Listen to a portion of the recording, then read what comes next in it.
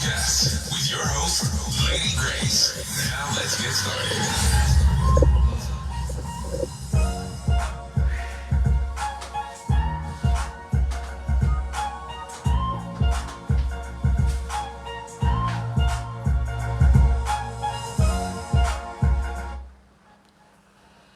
We're counting down the days, St. Martin. The countdown is on. 12 days. Oh, if there's any day, usually I would say I can't wait for my birthday, Christmas, or New Year's. But I can't wait for elections. Let's get it over with.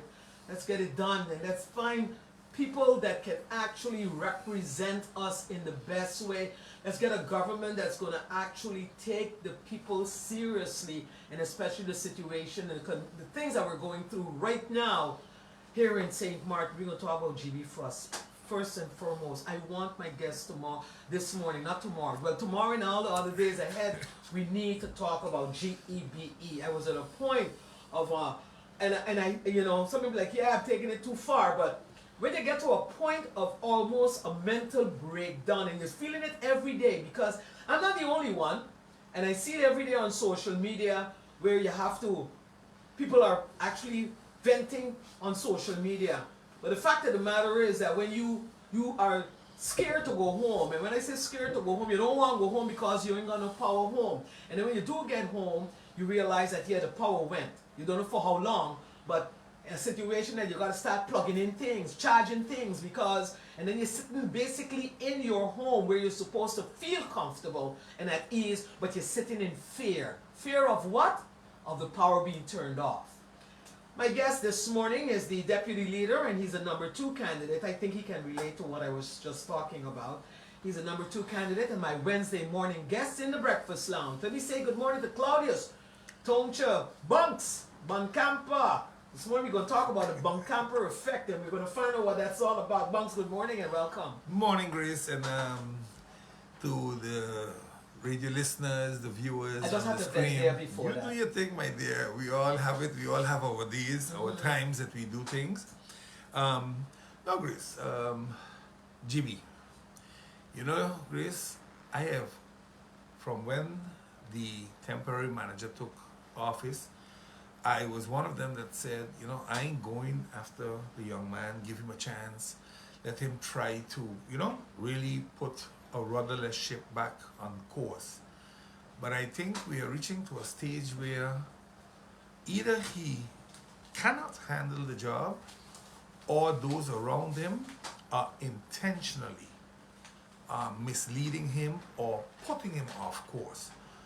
Grace, I know GB reasonably well. I'm going to tell you, I could go down there and run it overnight. But I worked there for many years under Anton Saros and Julius Lambert. I know the power plant reasonably. Sure, control chambers change, engines change a little bit, but in reality, an engine is an engine. And when you see the amount of times GB went off yesterday, and they blame it on a fuel leak on a line, that line had to be fueling all the engines because there were too many places out for one engine. And communication is extremely important, because if the communication is not clear, I live in St. John's, current went off in 10 minutes 3 times. So it goes, comes, go. That's how you fry people's appliances. Look, already people come home every day, they are stressed out. I mean, look at yourself. You go home, and your house is in darkness. So people leave home at 7 o'clock, go to work for 8 o'clock, finish at 5, I leave home, at 6:15 in the morning. drive home, and you reach home, your house in darkness. Some people were out nearly all night. I met a lady, she says, thank God I got solar on my roof because I done with GB. It makes no sense with GB. And the problem with GB right now is there is no real solution around the corner. Yes, we got 10 generators coming, but we got problems with other big generators already online. So why are we not looking for a long-term solution? Why all these quick fixes? Yes, I understand we need a quick fix, but the midterm and the long term are not quick fixes. Those are fuel-powered engines. So we are not going any place where we should be going. Now, that's one part of GB's story. The other part is What I am very concerned about is the message we are sending to the people of St. Martin. The editorial of the Herald this morning was very, very direct. And some people might say, oh, the Herald full of F, and the Herald this, the Herald that. But let's be honest. So we riot because we have an issue with the police taking motorbikes and treating people rough. So we have a playoff between a group of people in a neighborhood and the police. So now the police is able to keep that neighborhood lit up good. So when we move in, we can see what's going on. You are sending the message, well, listen, if you want your neighborhood to stay on to, burn a few cars or burn a few tires. We gotta be careful with the message we are sending. I said it. I don't want to promote anything, but these type of messages are dangerous messages. Very. I agree. The unrest that took place should have never taken place.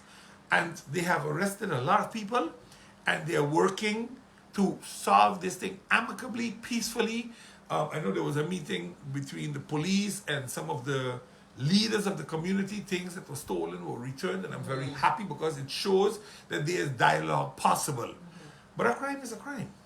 And not because we know talking with each other means that what was done is forgotten. Because if that is another message you want to send, then you really go and put this country, like what we say, up shit street. We gotta be very careful with the message we are sending. I don't condone violence. I don't support violence.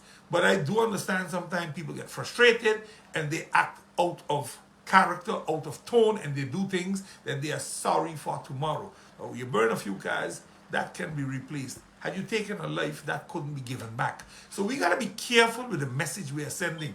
And crime always occurs in darkness. So I understand you want the place lit up, but you cannot keep one place lit up all night and you put all the rest of the people in darkness. Exactly. I think Exactly. that message is not the right message to send, and I think they have to really, really look at where we're going with these type of actions.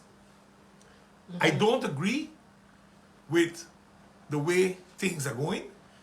I am not law enforcement. I don't have all the details. I am not going to criticize law enforcement. But I do believe that we all need to share the brunt of load shedding. Not a handful of us alone. Yesterday 6 times where I live. I don't even know how And many it goes times on and off, on and off. I was saw afraid that they were going to burn the appliances, because when she come back in with a jolt too. So, we got to be cautious, because GB is the sole electrical provider to this country. They have a monopoly position. They have the concession. Nobody else can produce electricity. When you try to do your solar thing, they're the first ones to come and hold you. No, you can't do that. Read the general restrictions in your contract. You send in bills as if it's out of style. You just send 2 bills. People got to pay the end of the month gone there. But the bills are higher than they were the month before. And you have been load shedding all month. Thank so you. Something is wrong. Well, why don't they come out and tell us what the problem is instead of sending out these They have messages never, every they day? have never, Every day, Bunk they is have sending out never, messages about never load shedding. told the truth. Jesus Christ, I man. keep saying it from the days of the hack. They have been lying, and they are still lying. This is the second government that they have been taking for a ride like a set of jackos. Because we still have the same board in place. Send home the board. They should have been gone a long time. Emmanuel had called for it. Everybody said, oh, we're doing that for. Look at the position we're in. We ain't getting better, we're getting worse. Because we have incompetent people on the board. People might feel I am hard. Even the temporary manager, I have reached to a stage that I believe he is not the solution at the helm of GB anymore. He really is not. I feel bad that I have to say this, because I really had a lot of faith in him. I honest to God believed he was a young professional that needed some guidance to make it there, and I don't think he's intentionally doing what he's doing. But it seems that when you sit in a position like that and you are not looking at the long term, but just at the quick fix, not because you're a temporary manager means it's a quick fix solution alone. You got to look long term. And long term is green energy. We talk about climate change on one side of we mouth, and we buying engines on the next side of we mouth back into fossil fuel. I don't understand. Sorry. Maybe I didn't go to school enough, because it seems that some of these people believe with the titles they carry, they're smarter than everybody, and experience and common sense and ability and knowledge means nothing. That's why we feel it. That's why we feel it. Because we don't want to learn from our past mistakes. We continue doing things and we just dress it in differently. And then, Grace, we say, we got the solution. No, you don't. No, you don't. And Grace, with that being said, I want to really go into what I came here for today. I came to tell the people about the Buncamper effect. Now you may say, well, what is the Buncamper effect? Well, with my knowledge, ability, and experience, history has shown that when I get involved, things get done. Even William Marlin said, you want to get it done? Call Buncamper. I call the relation between my actions leading to the results that we need the Buncamper effect. Now, the people of St. Martin should expect that the Buncamper effect in Parliament, and by extension, the government, will be heard, seen, and felt. And why do I say the government? Because we oversee their doings, their daily doings. We look at ensuring that they execute the programs that we put there and agree upon within a governing program. So at least if you're not doing what you have to do, we will call you to order and set you straight. But the people can expect, most importantly, with the Buncamper effect, that the money in their pocket will give them much more than they're getting right now. It means it cannot increase your salary from $1,800 to $2,700 like many people are promising on billboards and all that, because it ain't true. It's a farce. If your economy doesn't turn that money over, so businesses can pay 50% more of a salary to every employee they have that's on minimum wage. And mind you, we have 54% of the working population on minimum wage. That means if we don't have that money, we're going to have to let go people to pay those people the $2,700. We got to be honest with people. It would mean that if we have 3 people working for 1,800 guilders and we want to pay them 2,700 guilders, the business will let go 1. Because at the end of the day, 2 times 27 is 54, and 3 times 18 is 54, because the money didn't get bigger. So somebody going home. That's what that story means. People gotta understand there is no pie in the sky to go eat. We should not be fooled with these things. We have to be honest about these things. And we could jump up in public rallies and scream all you want on stage. God bless you. Bottom line is, tell the truth. And that's what you get with me.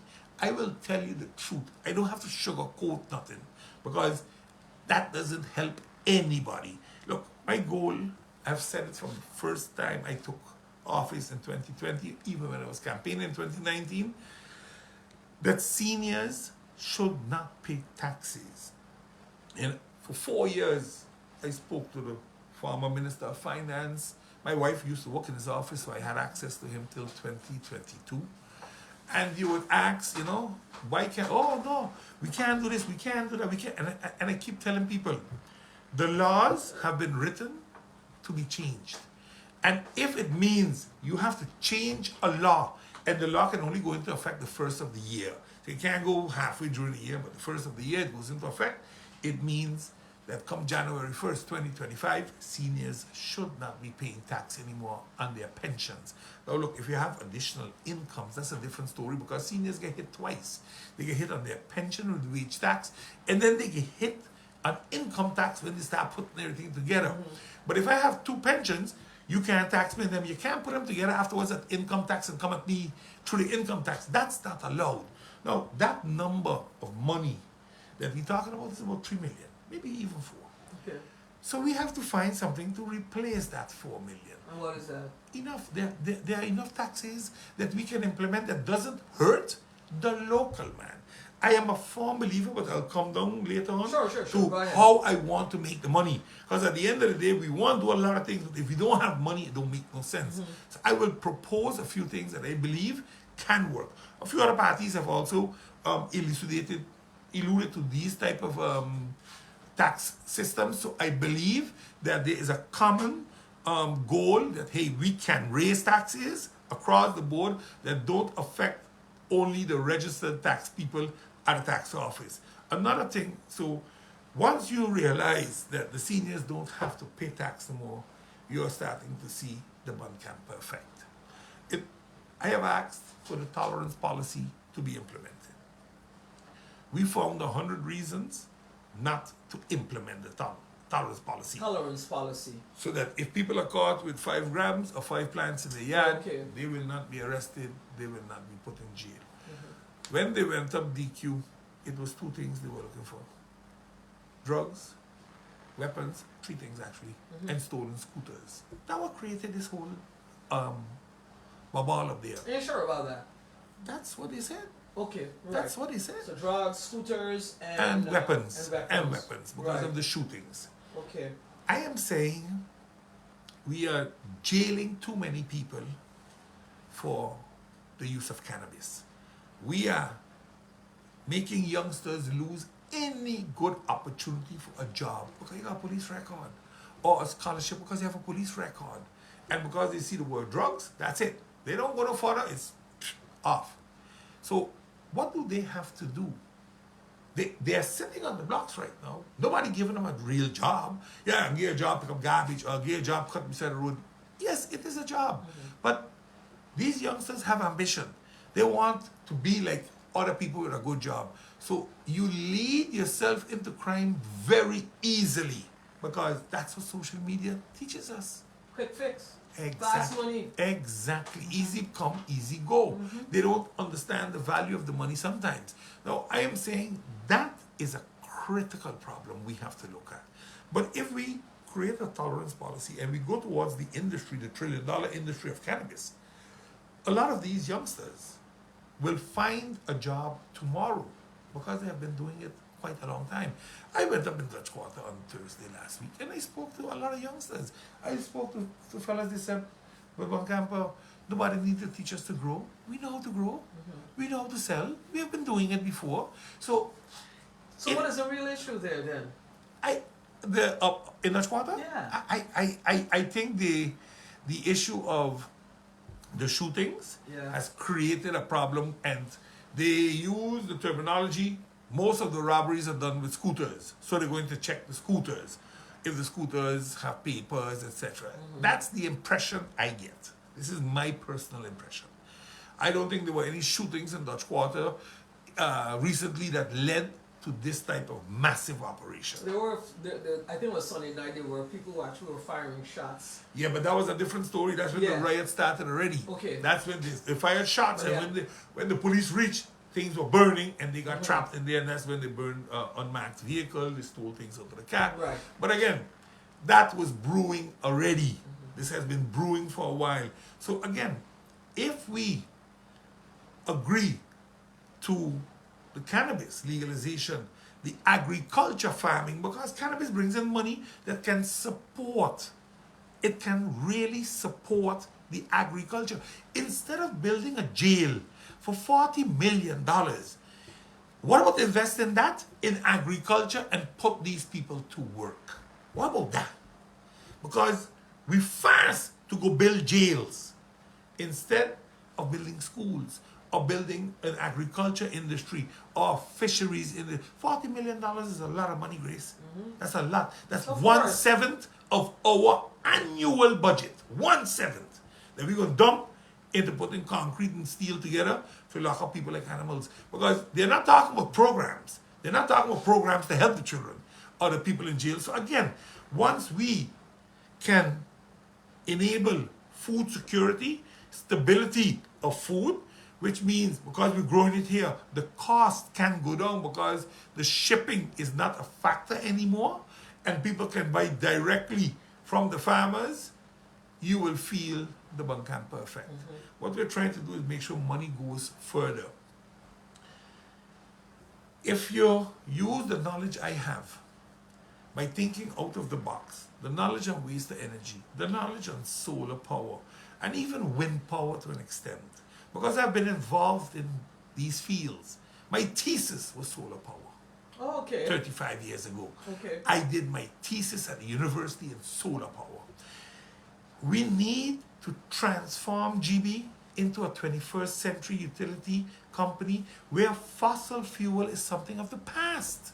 Not that it continues to be the future for the next 20, 30 years. No party is really delving into this GB issue other than putting on billboards, LNG gas and waste energy. But where's your plan on this? Well, how do you plan? We have been speaking openly about it. The Now has openly addressed this issue for the past months. From 2017, the leader of the Now, when then NA Commissioner of Romy, brought to the Council of Ministers a waste energy plant for approval. The council, which had Richard Gibson Sr. and Sylvia Jacobs as members of the council, approved it. The other members are not there, so their names are not, I don't need to mention them. Okay. But those two were there. Both of those are running this election. One on the up, one on the NE. And when we had the opportunity to implement it, the government of 2018 opted to reject it after 10 months. Today, most of the people are looking at the dump and saying, look at that. But all of these were incorporated. So when we speak of waste to energy, we know what we are speaking about. We were there before, so we know what we are talking about, Right, Grace. okay. So once we can drop the fuel clause, because that's the killer.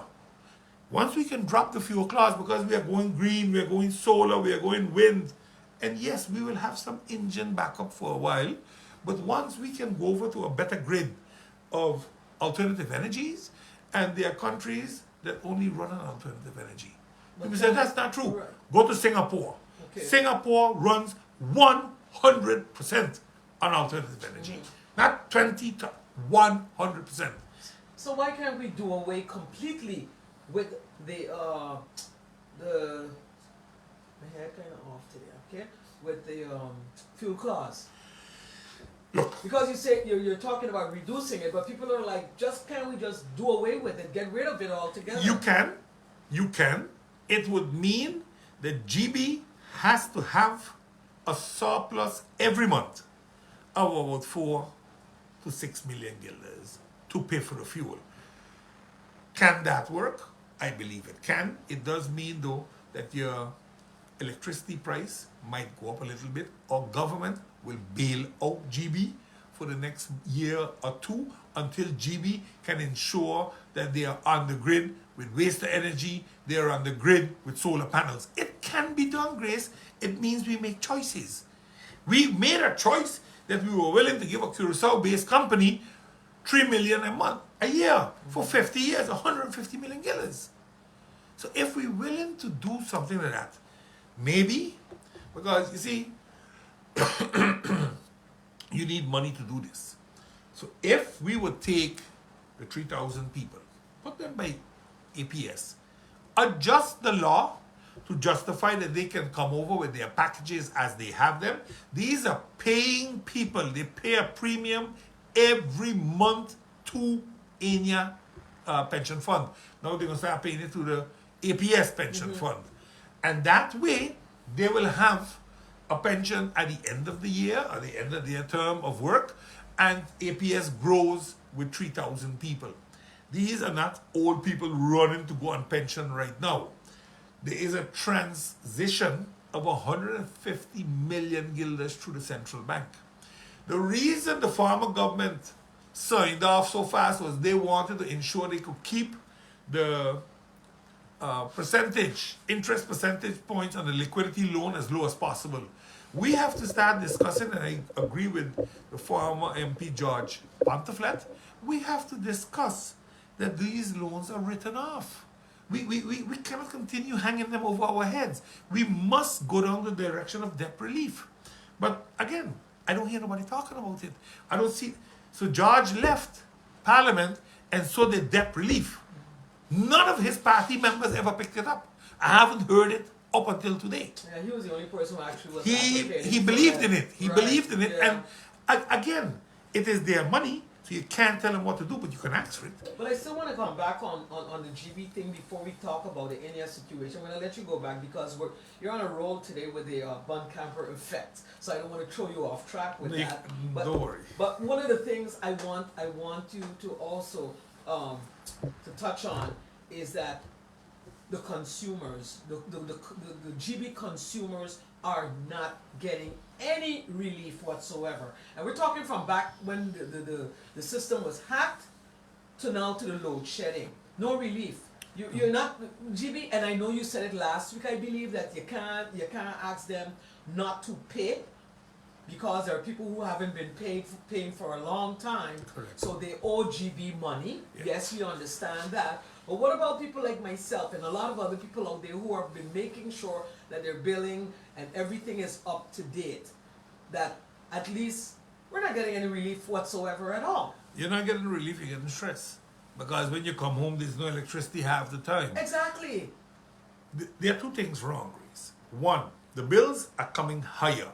So there's something wrong with the meters, these digital meters. I don't know if they have a fault that every time that jolts hit them, that thing starts to spin crazy.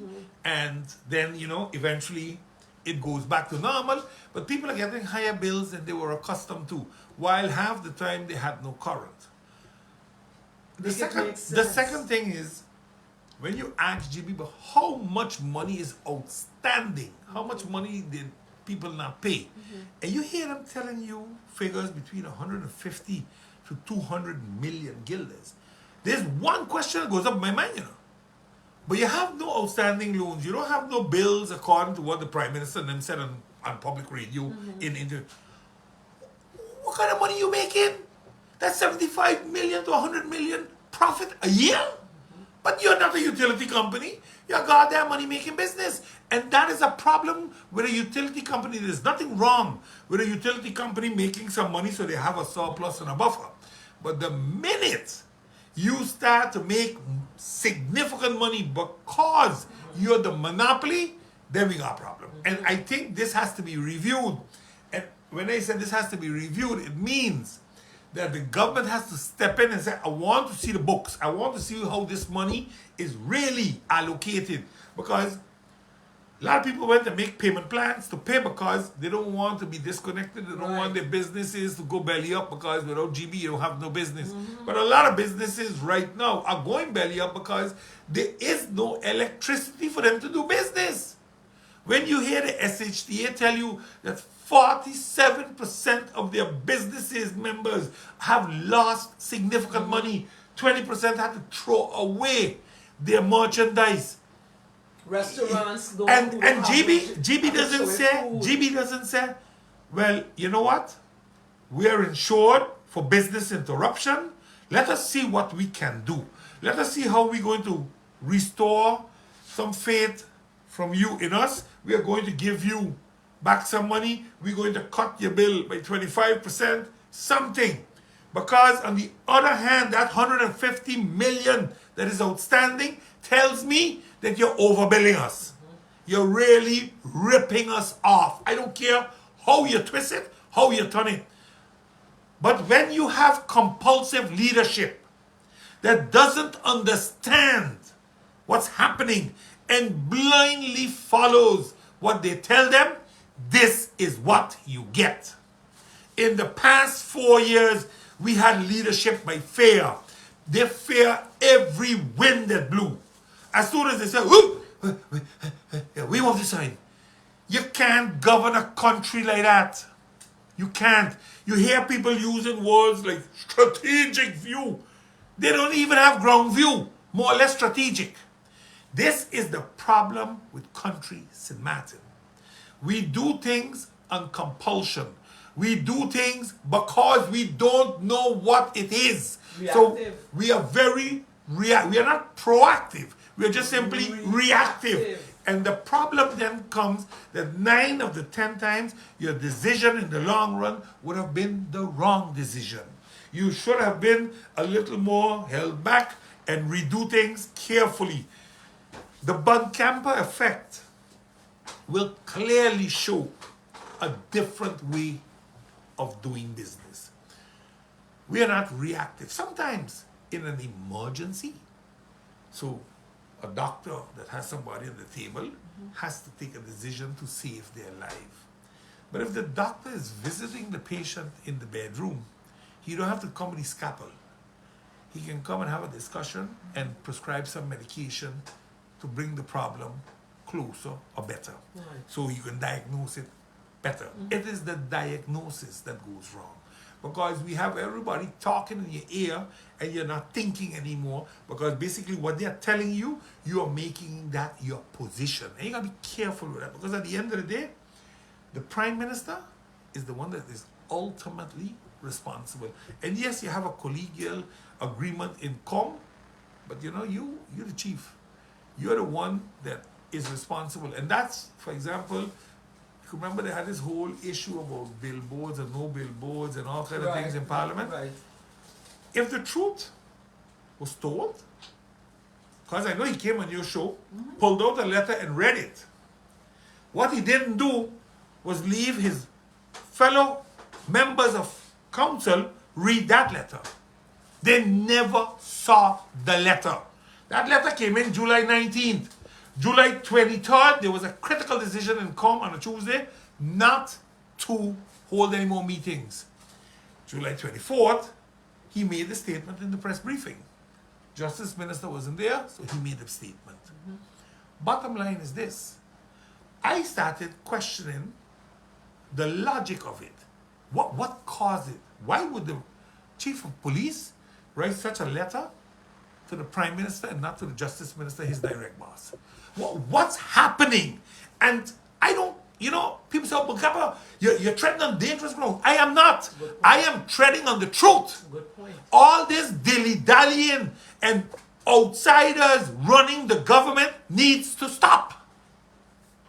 Because that's what's happening. Look, When you say outsiders, who are you referring to? I will leave it to outsiders for now, Grace. Okay. When the time is right, I will call a name or two. Okay. Because the Prime Minister is not talking for himself. He cannot be talking for himself. Because if he was talking for himself, the Council of Ministers would have known of that letter. Because that letter isn't such national security, because up until today, all public meetings are ongoing. And nobody batter you anymore. So please, let us not ridicule the intelligence of everybody else in this country. We have to learn to be honest. I keep saying it. Grace from Buncamper, you're going to get the truth. I don't care what people think.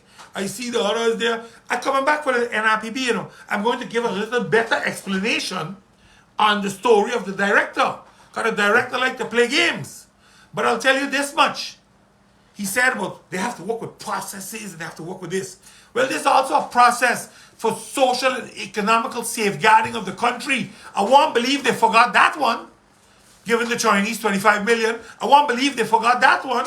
And some man ain't paying the World Bank a damn thing. You gotta stop lying. Holland give them a job, and if Holland want to fire them tomorrow, Holland gonna fire them tomorrow. And then BZK can come and do it.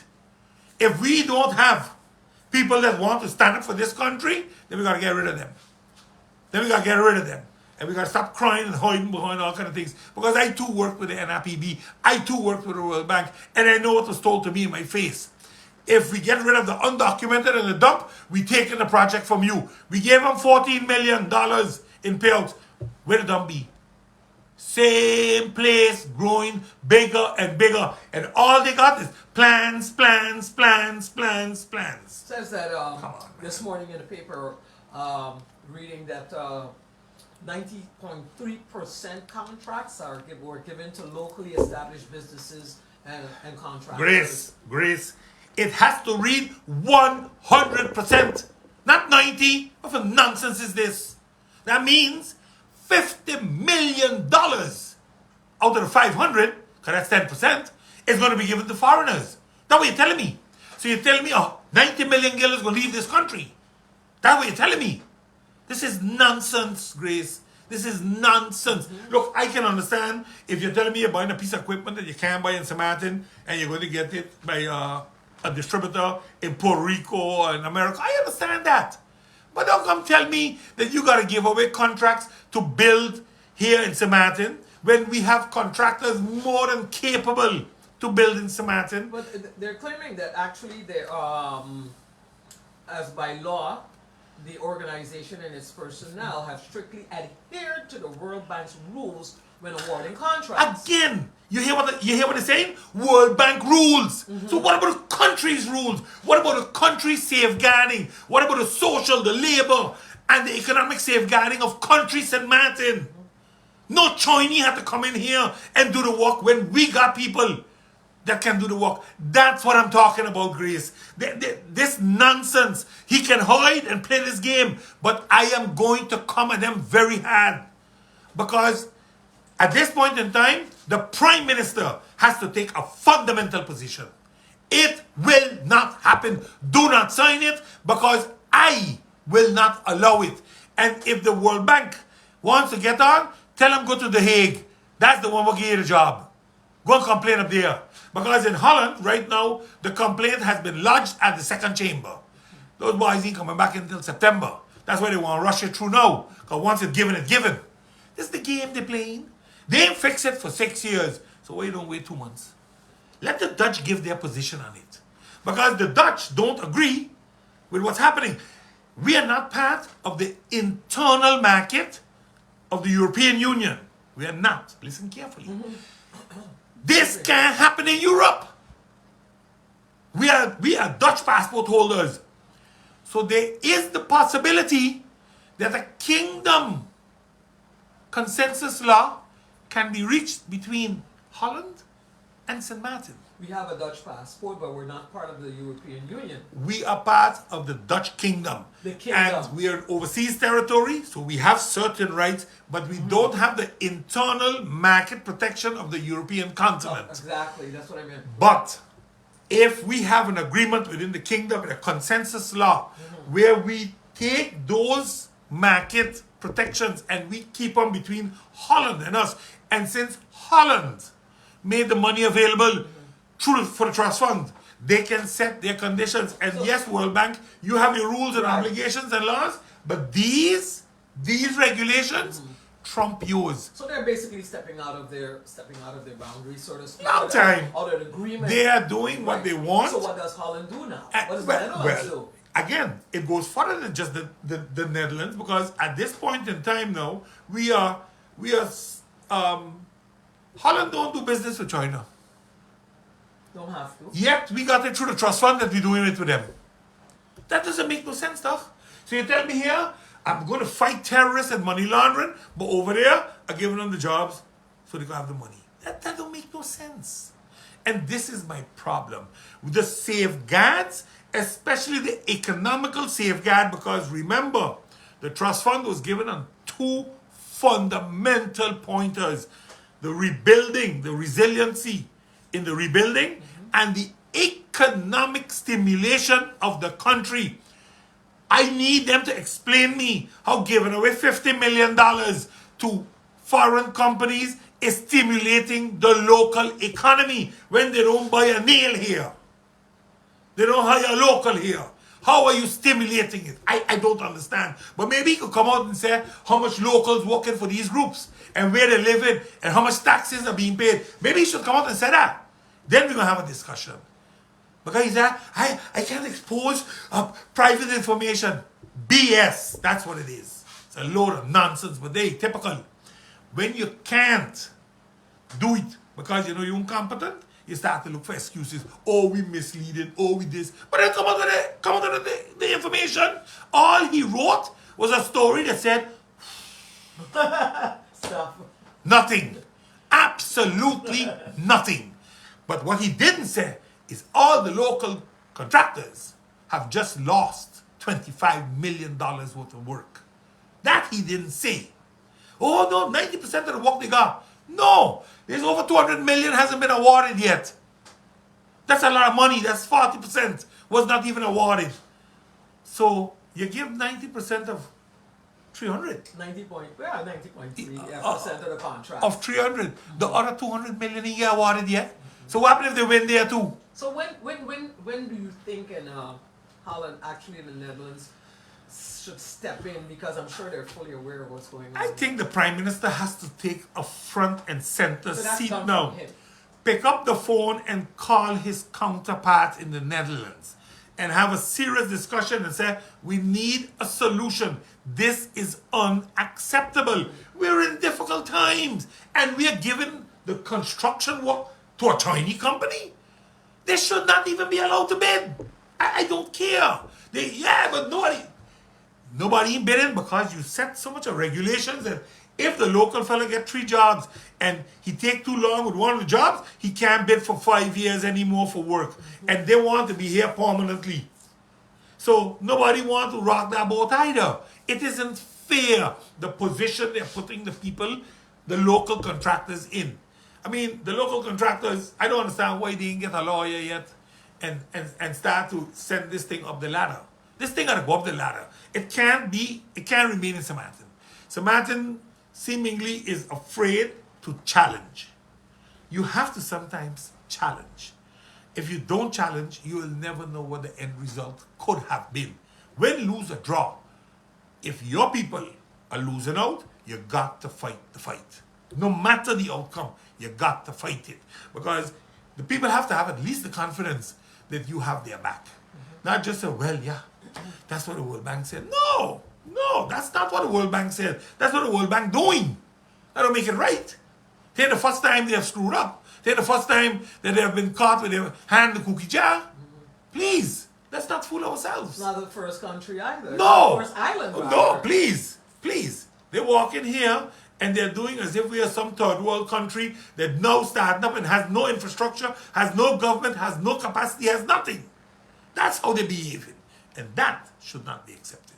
All right, so we're waiting for to see how the Prime Minister will react to this. So let's get back to the Enya. Let me go back to where we're going. We were at the Enya situation currently. Well, no, what I'm saying is if you can invest 150 million guilders in Enya, our proposal is put the Enya people by APS, put that money by APS, make an agreement on a bailout for GB if a bailout is needed, because I don't believe that all the outstanding money is money they should be getting, because they are a utility company.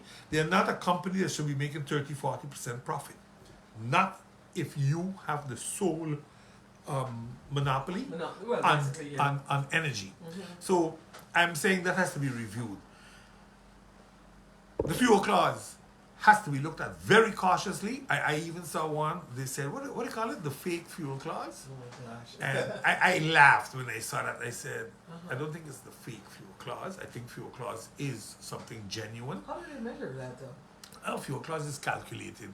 An engine Based uses so your much. consumption is, let's say, $20. How do you get to basically... No, what they did is they take the engines of GB and they say, okay, we made so much kilowatt hours this month and we use so much fuel. So that fuel cost is then divided by the amount of kilowatt hours that they made and you get the fuel clause. The problem is with that fuel clause is it is from the point of sol, not on the point of the engine. So anything lost in between, anything stolen in between, you still paying for it. So if they're talking about that's the fake fuel clause, yeah, I agree with you. Because the water plants, they don't pay fuel clause. They just pay for fuel. But they are run on electricity produced with that fuel. So yes, there are some aspects in the fuel clause that have to be reviewed. We don't pay for fuel clause on water as a resident, but a business pays 10 or 12 guilders per metric ton of water. So the cost is not divided fairly. If you tell me a fair fuel clause, I'll tell you yes. A fuel clause is there. It's part of how the structure is built up. So if you want to get rid of the fuel clause, it means you're getting rid of the fuel bill from Sol to GB. And then GB will just give you a flat price of your consumption times 25 cents or 28 cents, 25 cents, sorry. But it has to be in a sense readable to the consumer, that when you see it, then you can look at it and say, okay, yeah, this calculation is correct. Well, no, they don't show you the calculation of the fuel clause. They show you the price. The price. That's all they do.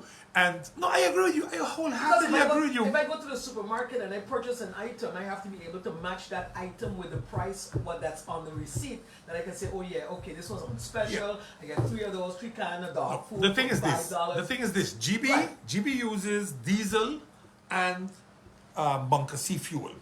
So if they have an engine problem and they put on these fast spinning diesel engines, what happens is you're going to use much more fuel per cost because diesel is more expensive than bunker C. So Very your much. fuel cost will go up because of an inefficiency in GB. So instead of GB swallowing that inefficiency, they pass it Pass on. it to the And consumer. that's unfortunate. That's Yeah. the unfortunate pass with the fuel clause. You're not saying it's illegal. You're saying it's unfortunate. It's unfortunate because it's bad management practices. GB is never wrong. GB is always in its right, and the people have to pay for their mistakes, and that's not fair. That's the discussion that should be held. What does GB take as its own hit? And that means the company did bad, there are no Christmas bonuses, there are no this, there's no that. That is how it works. If you're a customer getting everything anyway, why perform? Why perform? Getting paid anyway. Get my Christmas bonus. This is something we have to look at. And I know the union and them, they put in place evaluation programs and so, but again, you can have everything in place, but if you're not effectively doing it, you have a problem. So I think we have to stop the fuel clause or reduce the fuel clause in such a way that bills are manageable. But I still believe solar, waste to energy, for the next 2 years, that's the way to go. So instead of buying engines now and paying it off in 3 years, we should have been investing using the 60 million euros that the Dutch have offered us as a loan to go and put solar in place and go and put the waste to energy in place. Because the waste to energy didn't cost us a cent when we made the proposal to government. The Canadian government was backing the loan by the people that were going to do the waste to energy, which would have meant that Samaritan had 2 things to do. Deliver garbage, which is the fuel, and GB had to take the energy that was proposed to them, and the energy was in twofold. It was 26 US cents if they do 100,000 metric tons of landfill mining, or 15 US cents if there's no landfill mining and you deal with landfill separately. So that was the proposal.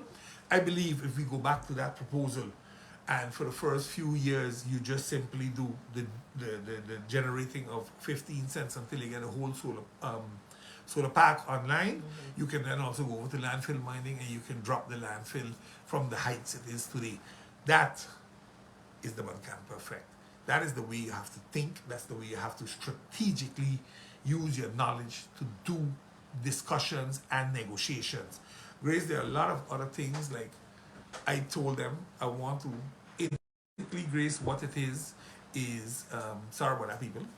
I want to introduce on a large scale the mass scale the solar powered cars, but also the solar powered buses. Think on Q-Bus in Holland, where you have one bus company that runs all the different districts. Now, St. Martin is too small to have a bus company with 150 buses or 200 buses. We got 500 plates out there. Because back then, it's been never regulated. Regulated In the sense sense of that they said it is a way of giving people an income. So everybody who used to have a Dutch passport could get a bus license or a taxi license. Today, it's anybody that has permanent residency or a Dutch passport can get it. Help drivers were given permits to taxi or bus. So the people that had the plate but couldn't drive anymore and were using help chauffeurs Yeah. find themselves in a different issue today. My thing is this. If we bring solar powered buses, they cost about $20,000 each in China. So maybe the World Bank, since they like Chinese so much, can buy 50 for us. Bring them over and have a company started, owned by government and the bus drivers. You bring in bus drivers that will work for the company. So they have a fixed salary. They have health care. They have vacation. And they have allowances, health care that come with it. What I'm saying is this. Right now, we have a jungle out here. But a lot of routes are not serviced. Who does the hospital accessible ventures? Because no bus won't go down there. Right. Who does Point Blanche? Nobody. Gypsy. Exactly. Who does Hope Estate? Who does Middle Region? Who does Sucker Garden? Who does Belvedere? Bishop Hill? Nobody. Oyster Pond? Nobody does. The routes that they run is Tongue, St. Peter's, Tongue, through 80 Village Road, down to French Quarter, so Dutch Quarter into French Quarter, Tongue, Marigot, Tongue, Maho. That's the routing that basically 500 buses want to drive. So you see them all over each other. 500 in front of me this one. If you structurally, we started putting down bus stops on the island. There was a gentleman, he was doing advertising, he put on bus stops. If we fix that every 15 minutes a bus passes between 5 in the morning and 11 or 12 at night, Okay. that buses through the company, you are running a schedule. So you have what? You run in 8 hours or 4 hours, then you have a break, then you go back for 4 hours. Because you know, sitting 8 hours, it's not good for no human being. And they're hustling. When you walk in the bus, people get in the bus, they swipe and they go. And that means everybody can buy. Just like how you buy those. Like in Holland, you buy The stripper card? The stripper card. So what you do is you buy a swipe because you mount the swipe in the bus. Remember, seniors get the swipe. Children can use a swipe. All the drivers doing is checking who coming in. Yeah. I know in Aruba they have that though, that you can have the seniors have the card. Yeah, you can do that here, but now it's not regulated. So the bus drivers are saying, okay, so who can pay me? Arubus in Aruba does that because it's regulated. And that's what I'm saying. We have changing lanes on the books for 10 to 15 years already. We have never done nothing with it. I want to bring that system here. That will be the Buncamper effect. People can get transportation in a much more regulated manner. And if we don't do that, it ain't gonna work. Grace, we need to start a complete remodeling plan on our existing affordable homes. I'm talking now about the Samaritan Housing Development Foundation. We got to remodel those homes and sell them at market value minus the rent that the people that are living in them paid. Something similar to what William Marlin did with No, he gave Gilda. it to them for a Gilda. I'm not saying give it to them for a Gilda. I'm saying if the house is valued 50,000 and they paid 35,000 on rent already, they owe 15,000 yet. So after 15,000 Gildas paid, I will turn over ownership to you, but I will put the house in good condition before I turn it over to you. So we remodel the homes, we fix them up. Like they started in Belvedere, but they have a lot more. You got all of those in Foga, you got those in Sucker Garden. All of those homes have to be fixed up, and then the land acquired and sold. I think the only land not acquired up to now is 9/11, but the other lands were acquired. I think Cold Bay, the people said you have to get off, but fix them and sell them. Take an injection and put it into the Samaritan Housing Foundation. Let them start to build another 500 to 800 homes, and same process. People can rent to buy. That way, you're guaranteeing another 15 to 20 years, because the same way you have a loan, mortgage, ownership of a house, you will get it through the foundation the same way. The difference is you get final title when you made final payment. That's how that works. No other way. It doesn't. You don't have final title on your house or a mortgage. The bank is the first beneficiary until you finish paying. The same thing can work by the housing foundation.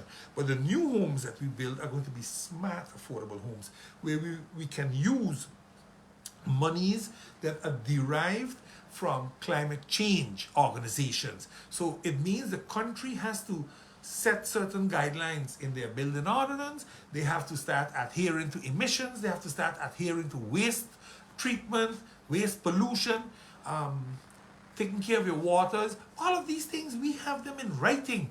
but we're not enforcing them hard enough.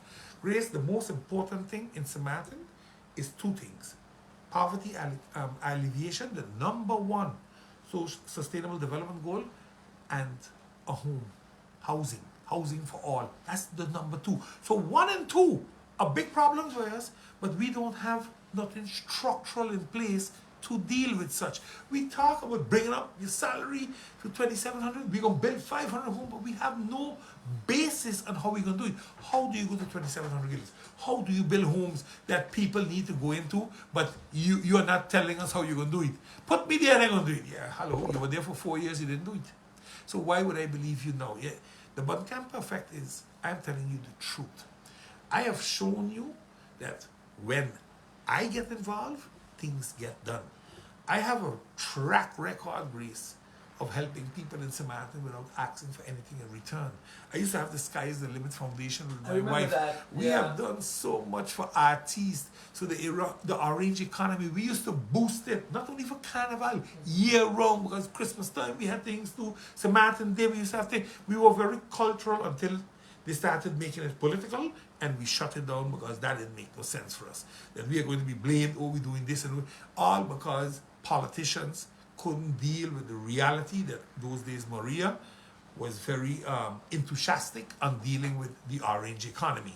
You know, Grace, you either have it here or you don't have it. It ain't that you can go to school and learn how to be a social activist or somebody that cares. If you really care, you will always help your neighbor when he's hungry. Not say, well, nah, today man, I'm in a rush, I'm going, I ain't got no time for you. That's the difference. We put 5,000 glasses on people's eyes. You don't see us out there swinging picture left, right, and center. No, we just do that and we move on. Because that's who we are. We're the Knights of the Blinds and the Lions. And you know, I am a proud lion. I so believe in that organization. But Grace, we need to start protecting our heritage. You know? We need to start protecting our culture. But most importantly, if we don't preserve our history, 100 years from now, 3 generations from now, they will not know who we are because we have nothing. So I am proud that the Ministry of ECYS that's under the now, right now, has been able to pass a steering group to start the National Heritage Council, and where we want to use the courthouse to become our national museum. We will put our slave history in there. We will put artifacts from Seamark in there. So it is not big enough. You'll expand the piece, but we will create dependencies in maybe other areas where you can also go and see some things from the monuments or something from, like at a monument place, you can also put artifacts that go with that monument, you know. Things have to be done, but we gotta start doing these things. We're talking about them, but you see destructions of monuments all the time. Nobody is doing nothing. And sometimes it's because the legislation needs a little more strength, a little more teeth, you know, so punishment is a little harder. That's what I want to do. That's going to be the Buncamper effect. Make sure that legislation is there. So we don't keep talking about it, but we really start to do it. Grace, I think there's so many things that I can still speak of. You know, the legacy of nation building. What was our legacy? Every 2 years we had a new government. Since country Samaritan, every 2 years we had a new government, and then the last one said, oh, we were here for 4 years. I disagree with you. You were there for 2 years. In June 2022, something happened. And you kept that something alive until elections in January 2024. Anybody wants to know? Call me. I'll tell you exactly how it went. Because you can't pay to keep a government in place and say you had a government. No, you bought a government. There's a big difference. And this should not be our legacy. This should not be our legacy. We need to make something. We must start creating a framework for national stability. You know, we got to build consensus with each other, for each other. If we do this, our responsibility would then trickle over to our grandchildren. We are then looking out for our grandchildren and not just for us, not just for friends and family. No, we are now looking down the road for the youngsters, the generations to come. Because we talk about it so nice, but we don't do nothing, we don't put nothing in place to do it. And that's what I'm saying. That is going to be the Buncamper effect that you will hear and feel. Because hearing it alone ain't gonna be enough. You gotta really feel it. And that feeling is because you can touch it, you can do something with it, you can find it someplace. Grace, you know, there's a lot more that we can talk about. And I have one more Wednesday where I will come back to give you the balance of the Buncamper effect, where I will touch our society and its people, its voices, you know, the things. How do we create a safe space for people that are stressed out, people that have mental issues, but yet are part of this society, but have no place to go or turn to. You know, yes, we have a mental health foundation, but that shouldn't be the place that you gotta be going to because you're stressed out. You gotta find a place that you can talk to people without feeling embarrassed because, oh God, look, she went with a crazy house to talk to them. You know, those taboos, we got to get rid of them. You know, where do we go as country St. Martin with the new... Basically a support group. Yes, but the new direction. What is it going to be? What do we really, really aspire country St. Martin to look like 30 years from now? Agree. You're already enrolling for the next in the next 12 days, of course. Yes. Sending out people to the polls, of course, is very important. But as the situation is right now, a lot of people are still contemplating, and again, with all that's going on here in St. Martin, that are very disheartened and about voting. Yeah. And that is something that, you know, again, like I was saying this morning, when you have this kind of situations on a daily basis, you're asking the question, yeah, but if I vote for you, can you fix this problem? Grace, we are voting for parliamentarians. And because we have so many ministers out there talking about, look what you do. No, you didn't do that. The government did that. Yes, you were in charge of a ministry, but that's not what this election is about. This election is about your ability to strategically manage the government. Because that's what Parliament does. Parliament manages the government. We are the overseers. We are co-legislators for laws. So you have to be able to agree to disagree. You have to be able to agree with the government, but the government also has to be able to agree with the opposition, because all 15 members of Parliament are the Parliament. It is not that 7 in the opposition are not parliamentarians and the 8 that support the government are parliament. That's not true. All 15 are. At the end of the day, Grace, you know, I saw a comment here and I really agreed with a good gentleman. He says, I hear nobody talking about fixing the salt pond. You can't really fix the salt pond in the sense of digging out all the land, because we filled it way too much. It's filled way too much. But what we can do is purify the water in there much better. And there was a plan. We had it once. We had big pipes running alongside the L.B. Scott Sports Auditorium into the fresh pond, and from the fresh pond into Great Bay. And we used to pump a lot, pump in water, pump out water. There are a lot of artistical designs with, how you call it now, with sailing boats in the fresh pond and sailing boats in the salt pond. Before we reach there, we need serious money. Unless we got a serious developer that is willing to dump that kind of money. The ring road ain't gone no place for the past 15, 20 years. And it is choices you make. That's why one of the choices that we have proposed now is take part of the ring road and put the racetrack there, put the drifting track there.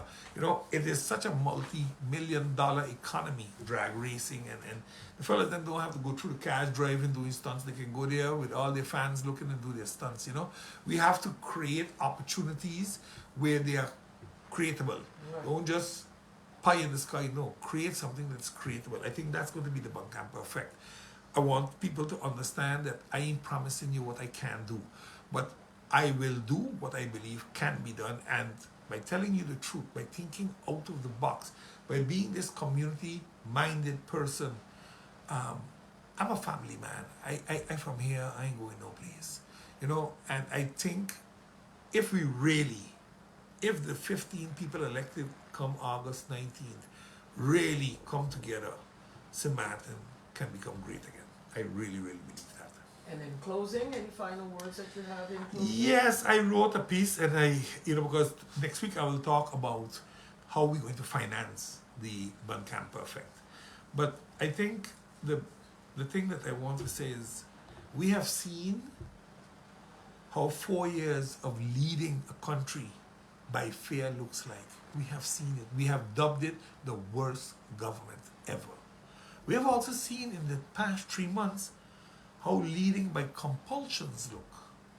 Somebody says, I ain't working with you, within an hour you call elections. No negotiation, no go sit down and talk. No, I call it elections. GB, there's no debate. Holding public meetings. You make a decision telling your people one thing. You're leading by compulsion on a letter from the police that nobody else saw or read. This is not how you govern. What we need is something else. And I believe it's time for strategic and cooperative leadership now. So we need people that can strategically lead, but also work on a basis of cooperation. If we don't do that, Grace, we're going to be in the same boat 6 months from now. And I don't think that's what the Samaritan people are looking for. Honestly, pretty so. We'll be there a long time. Yeah, okay. He's the number 2 candidate and also deputy leader of the Now Party. My guess next week he'll be back again for his final showdown here with That's the right. Buncamper effect. Tonja Claudius Buncamper in the Breakfast Lounge with yours truly this morning. Thanks again, Mr. Buncamper, so much for joining me this morning, and look forward to your final program next week on the Buncamper effect. Grace, thank you very much. It was a pleasure being And to here your today. viewers, of course. Naturally, to my listening group, thank you all for tuning in. And until next week, when we come back here to close off the chapter, the final chapter. Tomorrow, I'll be on First Question at 1 o'clock. And on Friday at 10 o'clock, I'll be on SOS Radio with Billy D. So we still got some chats to do this week. Enjoy it. See you all next week with Lady Grace back in the Breakfast Lounge.